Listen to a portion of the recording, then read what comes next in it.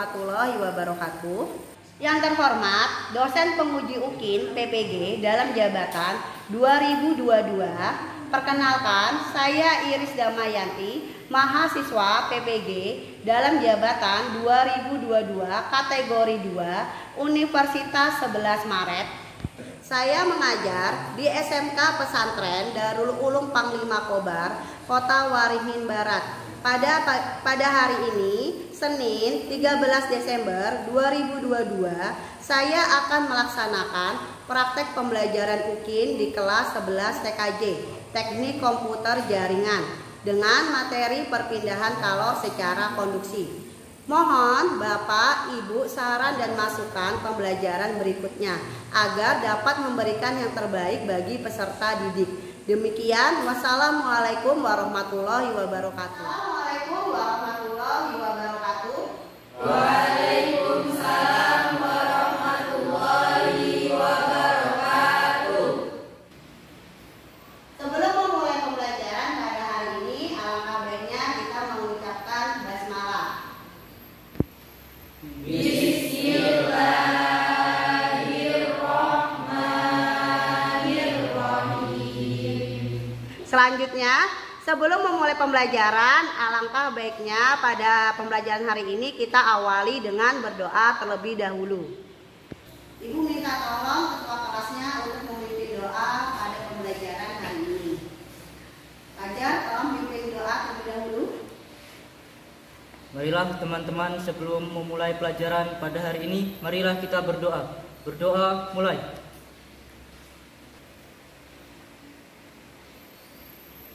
Fajar sudah memimpin doa pada pembelajaran hari ini. Oh iya, bagaimana kabar kalian hari ini? Baik. Apakah hari ini ada yang tidak hadir? Ada. Siapa? Saya sama Mawar, Bu, dikarenakan sakit. Baik, terima kasih infonya ya Nadia ya. Oke, untuk menemukan rasa semangat kalian pada pembelajaran hari ini, Ibu minta kalian bertepuk tangan dengan meriah, dengan semangat. Pokoknya harus semangat setelah Ibu mengucapkan kata ini, welcome to Fun Physics Learning. Oke, kalau Ibu bilang langsung kata ini, langsung kalian tepuk tangan ya. Kita mulai ya. Welcome to Fun Physics Learning. Ayo. Oke, terima kasih. Kalian sudah semangat. Selanjutnya, Ibu akan nanti dalam pembelajaran hari ini akan mengambil nilai keaktifan kalian. Ibu harap kalian aktif dalam pembelajaran ini. Kalau kalian aktif berarti nilai kalian semakin Baik. Kalau nggak aktif berarti nilainya Jelek. kalian bagaimana? Baik. Oke, kalau yang baik berarti Ibu harap kalian selalu aktif. Langkah selanjutnya apresiasi. Kita mengingat materi minggu lalu ya. Ada yang ingat apa itu kalor? Oke, silakan Fadilah. Menurut buku yang saya baca, kalor adalah salah satu bentuk energi atau tenaga yang berhubungan dengan panas atau suhu suatu benda. Oke, terima kasih Fadila. Itu yang tadi dibaca Fadila adalah pengertian kalor. Kalor itu adalah energi panas yang dimiliki oleh suatu benda. Selanjutnya, apa itu perpindahan kalor? Ada yang masih ingat pelajaran minggu lalu? Oke, silakan Fajar. Perpindahan kalor adalah kalornya berpindah dari satu benda yang memiliki suhu tinggi menuju suhu rendah. Oke, terima kasih Fajar. Oke, kita bertepuk tangan dulu untuk Fadila dan Fajar karena sudah menjawab pertanyaan tadi. Nah, pembelajaran kita hari ini yaitu mengenai perpindahan kalor secara konduksi. Selanjutnya, Ibu minta kalian untuk menonton video yang Ibu sajikan ya.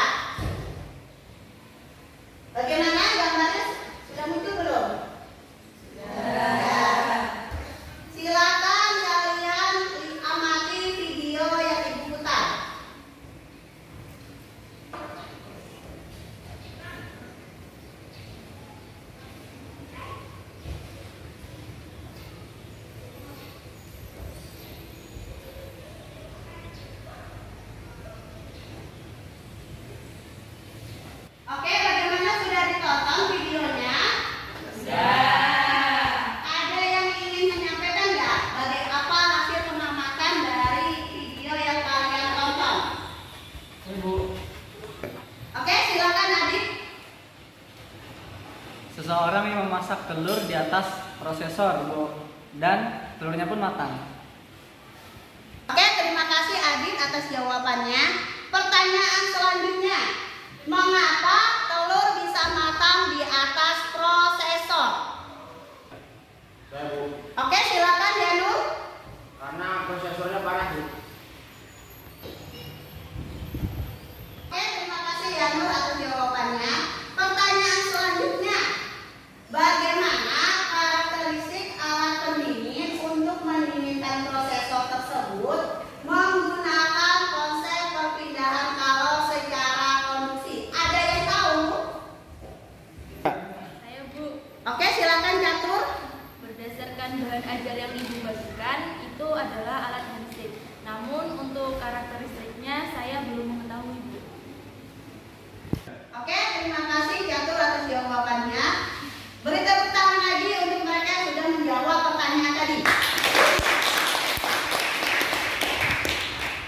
Nah, untuk menyelesaikan masalah ini, nanti kalian yang bertugas untuk menyelesaikan solusi permasalahannya. Sehingga tujuan pembelajaran kita hari ini yang pertama, kalian menganalisis telur bisa matang di atas prosesor. Kemudian yang kedua, kalian dapat menganalisis karakteristik alat pendingin untuk mendinginkan prosesor tersebut menggunakan konsep perpindahan kalor secara konduksi. Paham? Nah, untuk menyelesaikan permasalahan tadi, silakan kalian membentuk kelompok menjadi 4 kelompok. Untuk anggotanya, Ibu memberikan kebebasan kalian untuk memilih anggota kelompoknya. Ayo silakan berkelompok.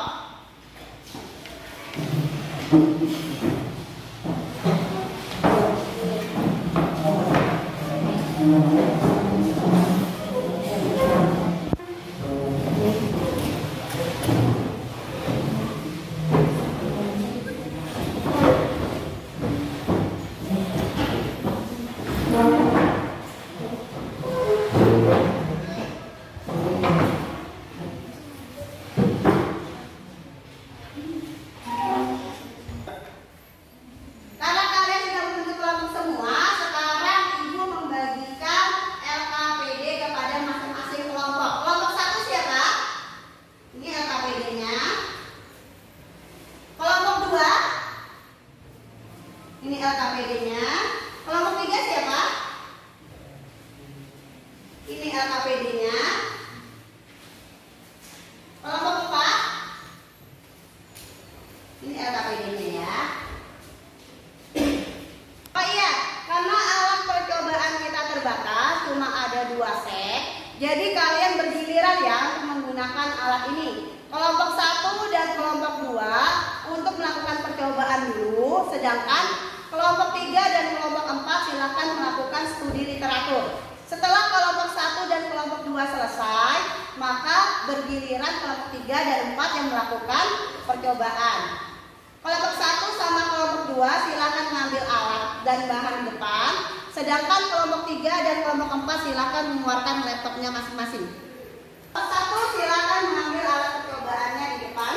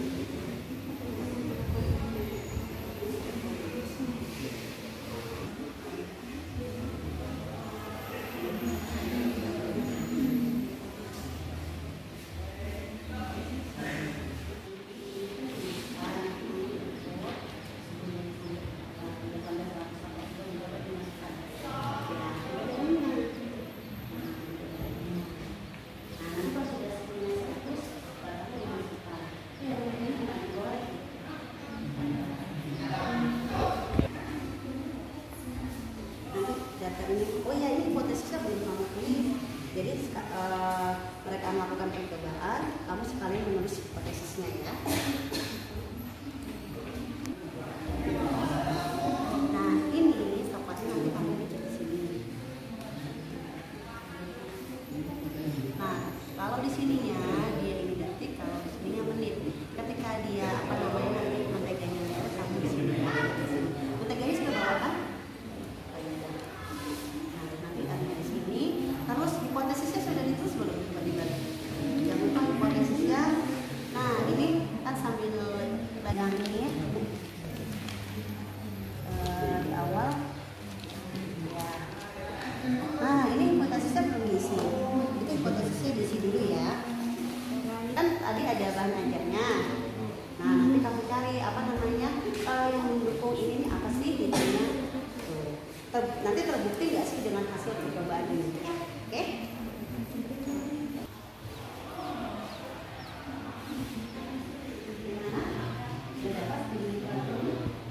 Coba ini bisa dicari apa namanya oh ya nanti jangan lupa dicatat sumbernya ya.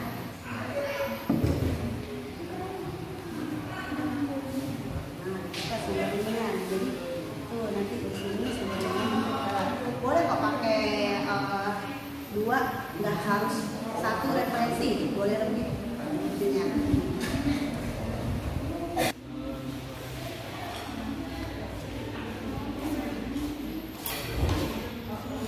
Gimana? Ya, nah nanti kalian ini boleh mencari dari beberapa sumber, nggak harus satu sumber. Jadi kalian cari fungsinya ini apa, bagian ini apa, ini apa. Tapi nanti ketika kalian mencari, jangan lupa sumbernya dicantumkan. Tapi ingat, kalian harus menyusunnya menggunakan kata-kata kalian sendiri. Konsep penting di situ apa sih konsepnya? Ya. Jadi kalian nggak langsung copy paste, tapi harus dibuat dengan kata-kata sendiri.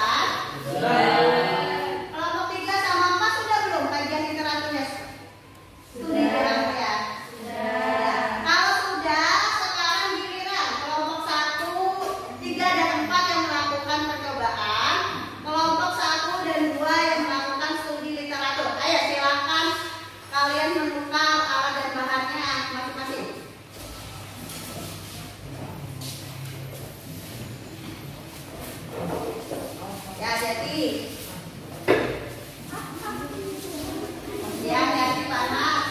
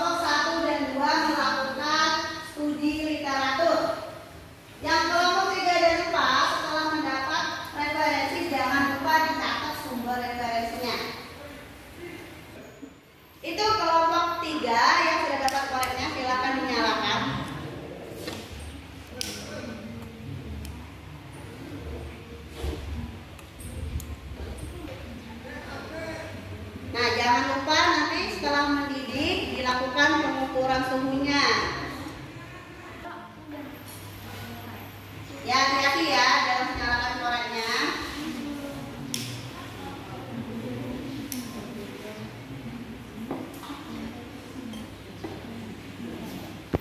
Ya, awas tangannya hati-hati. Pelan-pelan. Ya, pelan-pelan.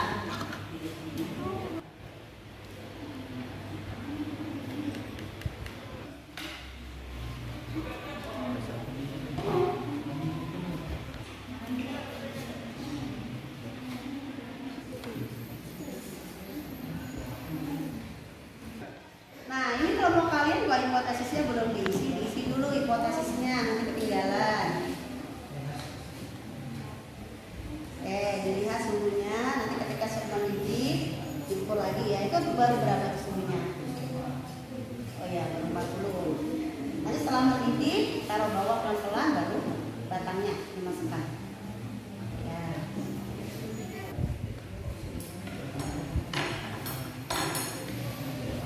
Bisa nggak?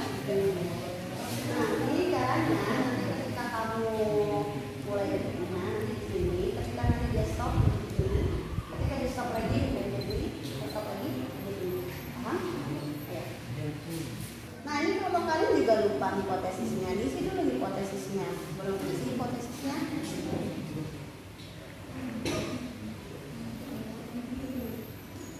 Gimana? Sudah dapat beberapa referensinya? Nah, ini referensinya boleh lebih dari satu ya, nggak harus satu. Kalau semakin banyak berarti semakin baik. Nah, nanti dalam membuat referensi, tolong simpulkan menggunakan kata-kata kalian, jangan langsung copy paste dari referensinya. Itu dicatat sumbernya nanti referensinya. Ini gimana? Sudah dapat referensinya? Oh, sudah. Berarti sudah mulai masukkan ke PowerPoint. Oke. Buat ya.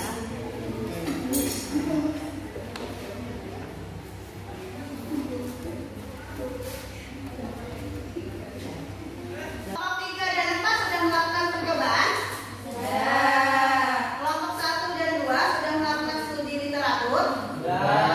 Oke, kalau sudah, saatnya kelompok 3 dan 4 kembalikan alatnya ke meja yang tadi. Setelah dikembalikan, kita bersiap-siap untuk melakukan presentasi dari hasil diskusi kelompok masing-masing. Silakan kembalikan alatnya. Hati-hati dalam membawa alatnya dan kembalikan ke depan.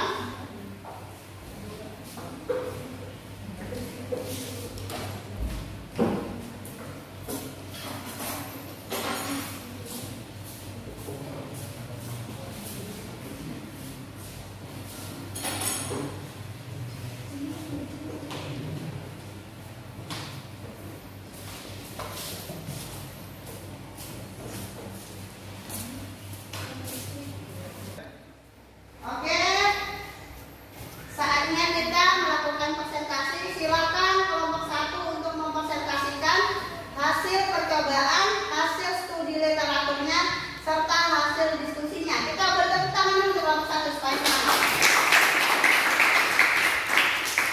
Silakan kelompok 1 maju ke depan.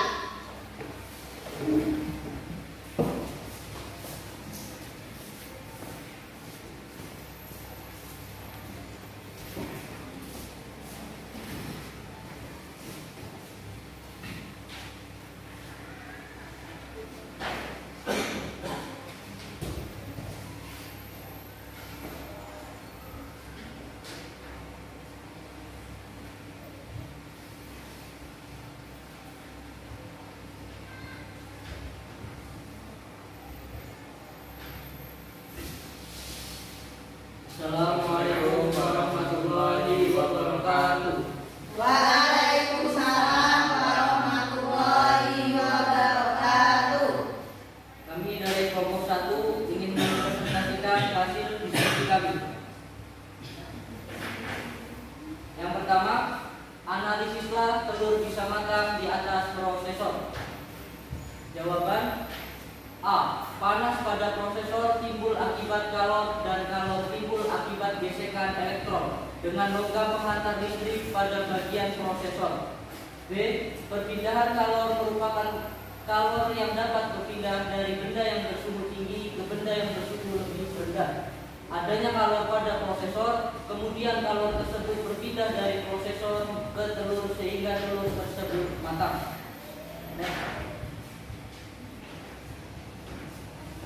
Dua, analisislah diperlukan alat pendingin pada prosesor. Jawab. 1.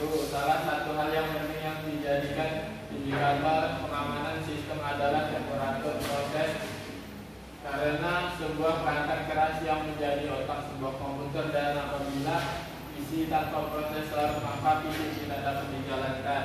2.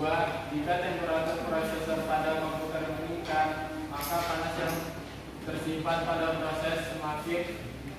prosesor semakin meningkat yang dapat menyebabkan maka komputer akan menjadi sangat lambat dalam merespons dan mati secara tiba-tiba.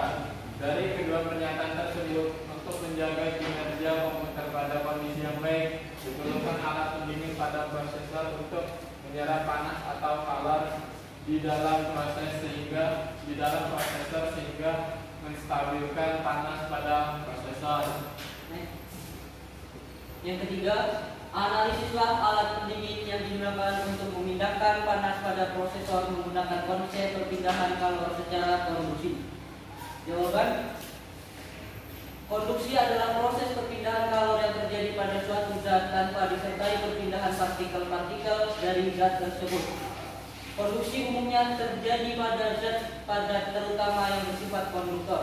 Oleh karena itu, alat pendingin yang digunakan untuk memindahkan panas pada prosesor menggunakan konsep perpindahan kalor secara konduksi yaitu heatsink, karena diletakkan di atas prosesor sehingga terjadi perpindahan kalor dari prosesor ke heatsink.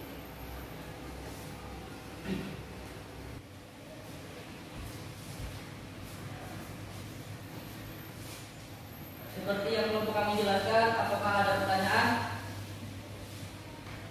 Silakan Catur. Apakah matangnya telur di atas prosesor itu sama dengan matangnya ikan di atas teflon? Terima kasih. Baik, saya jawab. Jawabannya itu sama, karena memanggang ikan di atas teflon terjadi perpindahan kalor dari teflon ke ikan, sehingga ikan tersebut matang. Peristiwa tersebut itu dinamakan konduksi juga.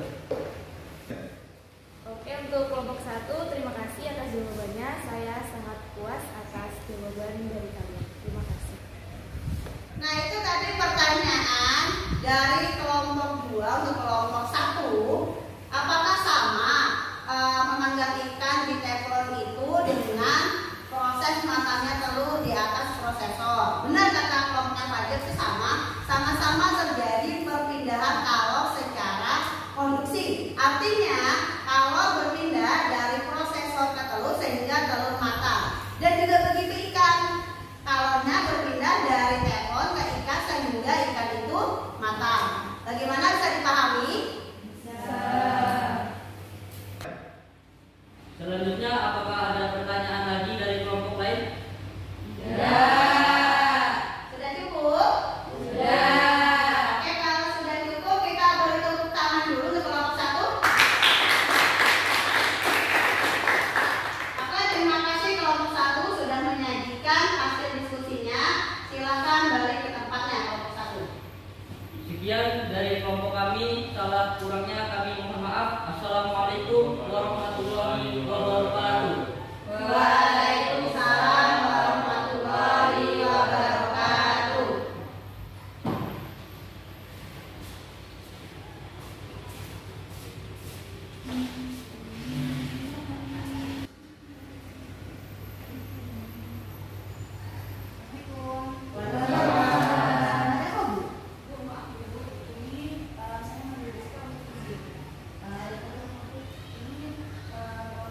Ini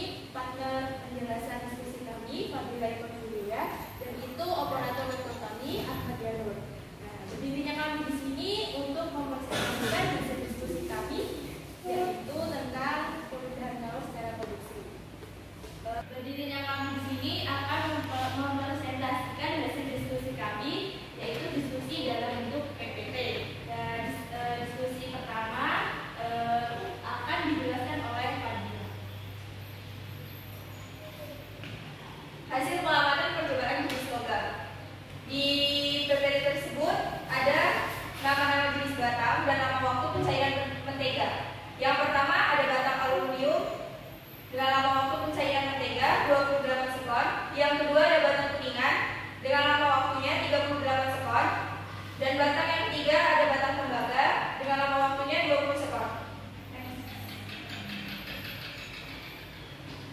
Dalam menganalisis tembaga-tembaga tersebut ada beberapa pertanyaan. Untuk pertanyaan pertama, bagaimanakah urutan mencairnya mentega pada 3 jenis logam yang dipanaskan? Jawabannya, batang tembaga, batang aluminium, dan batang kuningan. Untuk pertanyaan yang kedua, apa yang menyebabkan waktu mencairnya mentega berbeda-beda? Jawabannya, konduktivitas termal, yaitu ukuran kemampuan suatu bahan untuk menghantarkan panas. Dan untuk pertanyaan ketiga akan dijelaskan oleh Jasmina Catur. Oke, untuk pertanyaan ketiga yaitu berdasarkan hasil percobaan, analisislah hubungan mempercepat proses pendinginan atau laju perpindahan kalor pada proses dengan jenis logam reaksi. Jawabannya, yang pertama, konduktivitas termal. Bahan merupakan ukuran kemampuan suatu bahan untuk menghantarkan panas. Yang kedua yaitu tabel konduktivitas bahan.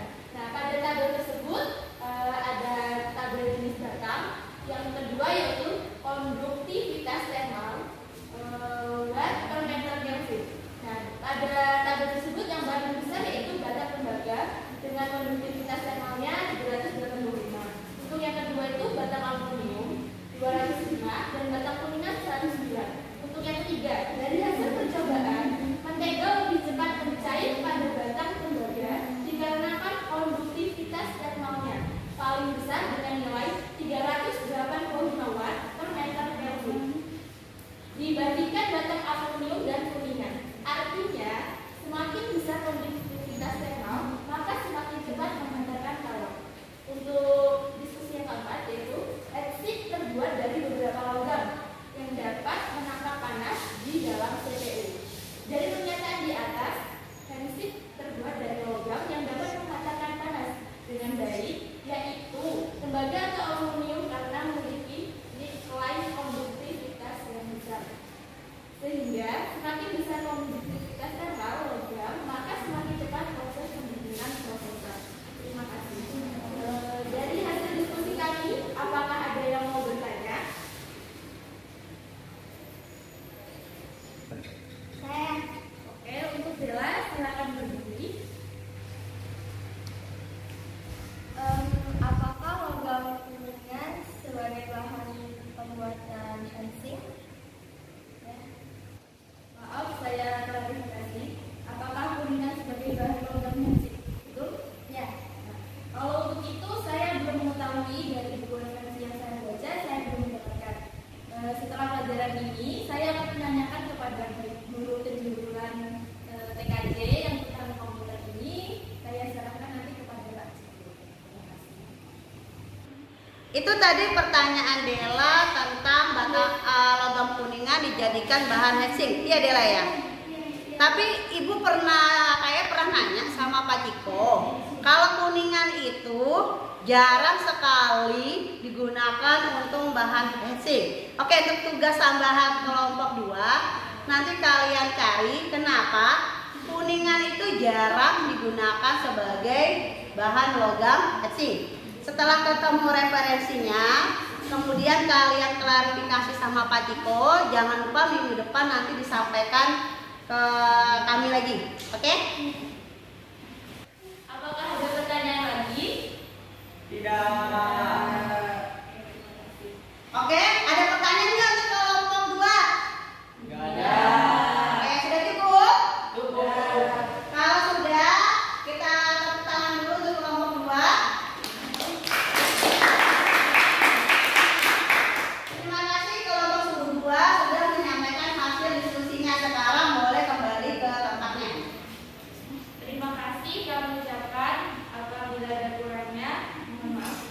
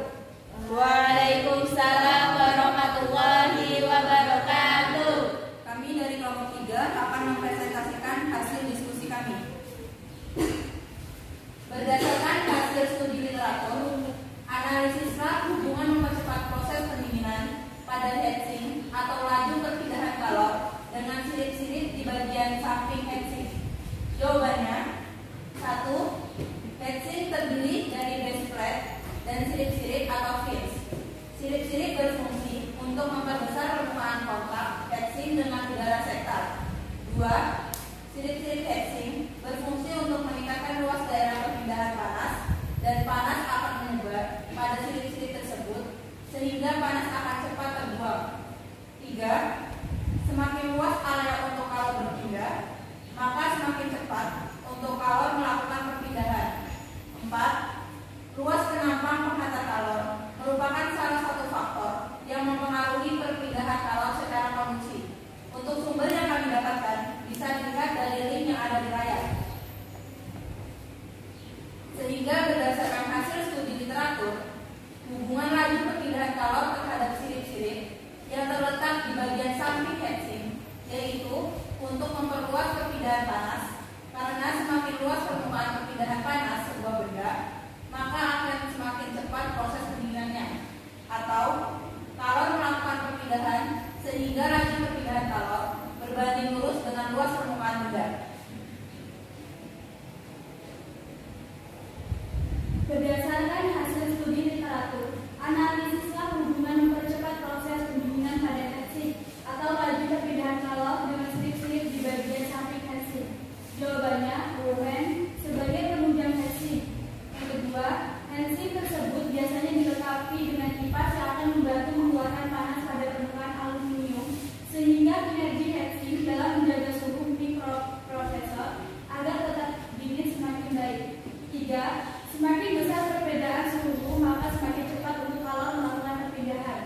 4. Perubahan suhu merupakan salah satu faktor yang mempengaruhi perpindahan kalor secara konduksi. Sehingga berdasarkan hasil studi literatur, hubungan laju perpindahan kalor terhadap kipas yang terletak di bagian atas heatsink, yaitu membuang panas yang menyebar karena semakin besar perbedaan suhu antara heatsink dengan prosesor, maka semakin cepat proses pendinginannya atau kalor melakukan perpindahan sehingga laju perpindahan kalor berbanding lurus dengan perubahan suhu benda. Dari hasil diskusi dan presentasi kami tadi, apakah ada yang ingin ditanyakan? Saya. Silakan Fajar. Coba kembali yang sebelumnya. Ya, ini kan tentang heatsink. Apakah tebal tipisnya heatsink itu berpengaruh terhadap pendinginan prosesor? Itu berpengaruh karena heatsink itu lebih bagus yang tipis dalam proses pendinginannya. Terima kasih atas jawabannya.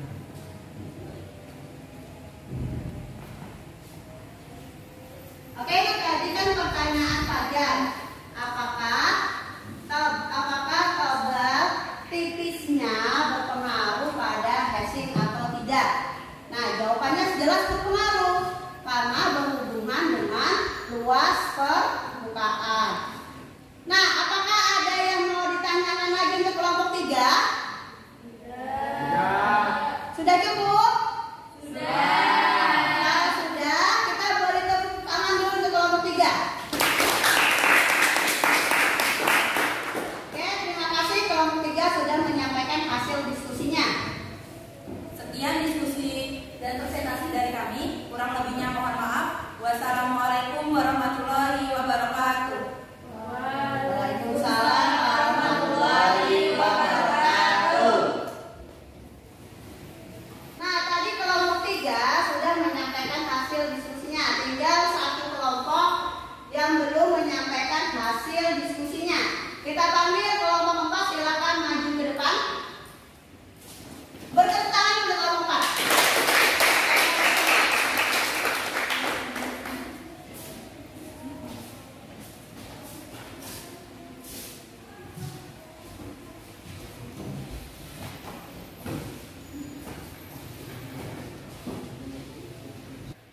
Assalamualaikum warahmatullahi wabarakatuh. Waalaikumsalam warahmatullahi wabarakatuh. Berdirinya kami di sini akan mempresentasikan hasil diskusi kami. Kesimpulan pertanyaan 1 sepenang dengan masalah awal adalah 1. Telur bisa matang karena perpindahan panas secara konduksi, yaitu kalor berpindah dari prosesor ke telur. 2. Karakteristik alat pendingin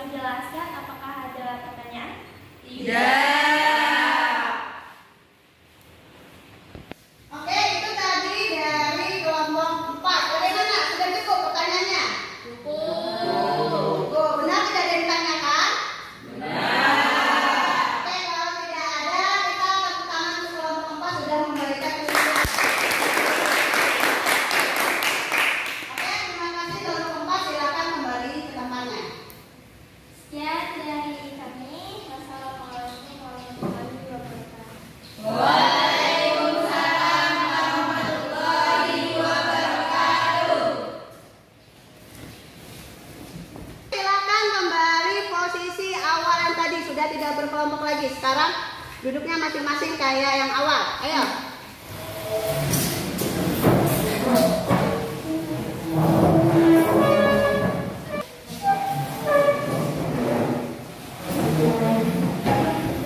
Selanjutnya kita bahas tentang kesimpulannya.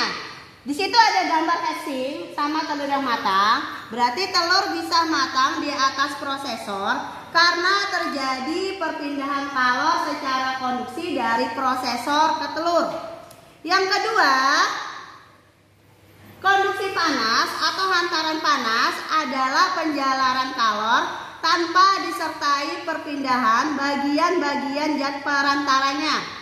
Konduksi merupakan cara di mana kalor berpindah saat ada kontak fisik sehingga terjadi saling transfer energi. Berarti terjadinya kontak fisik antara hatching dengan telur. Gimana, bisa dipahami? Bisa. Oke, kesimpulan selanjutnya, alat pendingin untuk mendinginkan prosesor secara konduksi itu apa?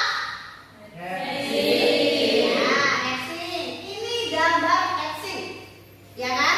Kemudian kalau digambar secara sederhananya seperti ini. Bagian atas ini adalah kipas, ini adalah sirip-sirip hatching, ini adalah base plate dan ini adalah prosesor. Selanjutnya, ketika prosesor bekerja, ini prosesor yang berwarna merah ya. Ketika prosesor itu menghasilkan kalor, berarti kalor itu berpindah dari prosesor ke base plate, kemudian disebarkan ke hatching. Nah, bagian base plate itu dipindahkan secara konduksi karena ada interaksi antara prosesor dengan base plate. Dari suhu tinggi ke suhu rendah mengalami perpindahan kalor secara konduksi. Bagaimana, bisa dipahami yang ini? Bisa. Ada pertanyaan? Tidak. Kalau tidak ada, selanjutnya kesimpulannya, untuk mempercepat proses pendinginan hatching, maka kita memiliki 3 karakteristik. Yang pertama, jenis logam hatching itu menggunakan aluminium atau apa tadi? Tembaga. Itu berhubungan dengan konduktivitas thermal. Yang kedua, itu sirip-sirip di bagian samping hatching. Sirip ini berhubungan dengan luas permukaan. Yang ketiga, ada kipas di bagian hatching. Kipas ini berhubungan dengan perubahan suhu. Sehingga kalau dijadikan dalam bentuk rumus, Q per T itu laju lambat kalor. Satuannya joule per sekon, sebanding dengan konduktivitas, sebanding dengan luas permukaan, sebanding dengan perubahan suhu benda. Tapi satu hal tadi yang belum kalian praktekkan, yaitu adalah panjang lambatan kalor. Nah, kalau dengan panjang lambatan kalor itu berbanding terbalik dengan laju lambat kalor. Paham? Paham. Ada yang tanyakan? Kalau tidak ada yang ditanyakan, kita lanjutkan dengan refleksi pembelajaran hari ini, yaitu tentang manfaat materi pembelajaran. Yang pertama, tembaga itu memiliki konduktivitas tertinggi, tetapi penyerapan panasnya juga baik. Tetapi dia memiliki berat yang lebih besar daripada aluminium, harganya mahal dan proses produksinya yang rumit. Aluminium ini memiliki konduktivitas di bawah tembaga, tetapi penyerapannya kurang sempurna. Harganya juga lebih rendah dan beratnya juga lebih ringan dibandingkan tembaga. Nah, yang ketiga, ini ada perbandingan harga jual hatching dengan bahan baku tembaga, yaitu nilainya 957.000, hampir 1 juta. Tetapi kalau hatching dari tembaga dan aluminium harganya 416.000. Kalau kalian disuruh milih Yang 957 apa yang 416? Tapi bagusan yang mana? Nah, berarti ada harga juga ada kualitas. Paham materi sampai di sini? Selanjutnya kegiatan kita adalah penutup. Yang pertama, Ibu akan memberikan angket kepada kalian. Tolong diisi, tetapi tidak perlu ditulis namanya ya. Ibu kasih waktu 5 menit untuk mengerjakan angket motivasi belajar.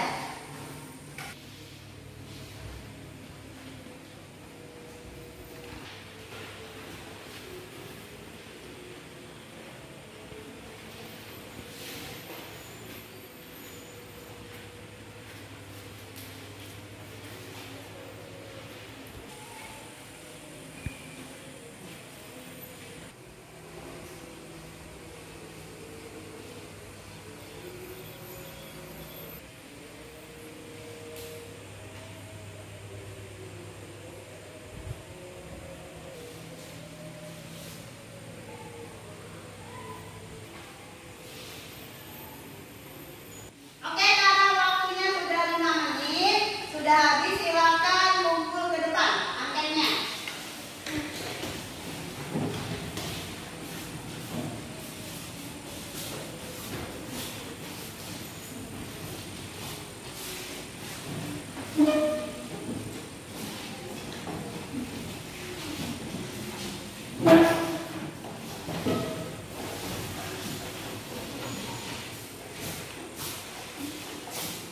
Selanjutnya ada tugas untuk di asrama. Nanti tugasnya Ibu titipkan ketua kelas, Fajar, nanti Ibu kasihkan ya filenya. Nanti kalian bisa minta filenya ke Fajar. Terakhir, kalian persiapkan materi atau bisa kalian baca-baca dulu cara menghilangkan panas di CPU menggunakan konsep perpindahan kalor secara konveksi. Untuk materi hari ini, apakah ada yang ditanyakan? Tidak. Ingat, moto kita apa? SMK hebat, siap kerja, santun, mandiri, kreatif. Buat kita semua tepuk tangan. Ibu ada quotes untuk pembelajaran hari ini. Jika kamu tidak percaya diri pada diri sendiri, siapa yang akan percaya pada dirimu? Artinya, kalian harus percaya sama bakat, keunggulan, dan kompetensi yang kalian miliki. Paham? Paham. Untuk